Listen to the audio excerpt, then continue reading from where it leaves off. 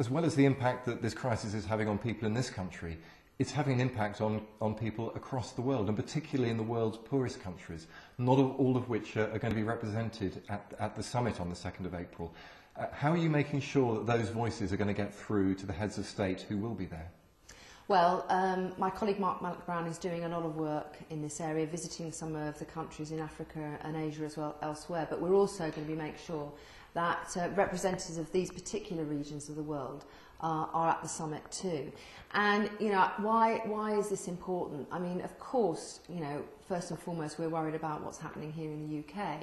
But we also know that, you know, if we take our eye off the ball from all the work we've been doing in recent years to support developing countries and some of the poorest countries in the world to become more self-sufficient, to prosper, then ultimately there's a cost that we have to pay if that doesn't happen. And that's why it's very important that whilst we're looking at our own economies and those major economies in the world and the reforms that we need to have for the future, we don't lose sight of those countries that are poorer through our aid budgets and other interventions. We've been doing a lot of work over the last years, which would be terrible if somehow all that progress was lost. And I think, you know, ultimately we all know, and I think people in the UK know, that if we don't attend to those sort of issues and allow these countries, for example, to trade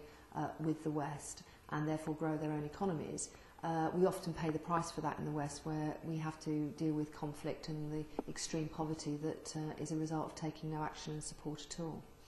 Now, we've asked ordinary members of the public to send through their questions to you, and if I can pick one, which comes from a lady called Kim in London, she asks, would the money spent on the summit actually be better spent on propping up the housing market or small businesses? Yeah, I understand that, and unfortunately these events do take quite a lot of organisation and planning, and we have to have venues big enough and so on. But I suppose in some ways you can't bake a cake without cracking a few eggs here. And, you know, this is important because whilst a lot of discussion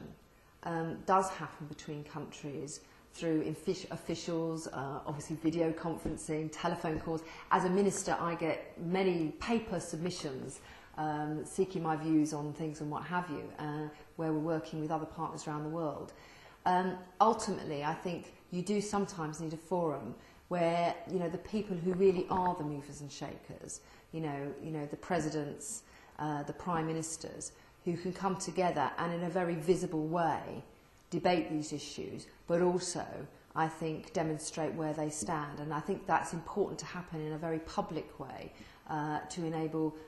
people here in the UK and elsewhere around the world to know what is going on. I'm sure we'll be looking at making sure that, as far as possible, the costs are kept down. But, you know, the costs of not having this summit and getting the agreement, you know, in some of these areas around regulation, stabilising the banks, how we're going to get our economies going again, the risks of not having this summit, I think actually the costs of it are far outweighed by the risks of not doing it at all. Caroline Flint, thank you very much indeed for joining us.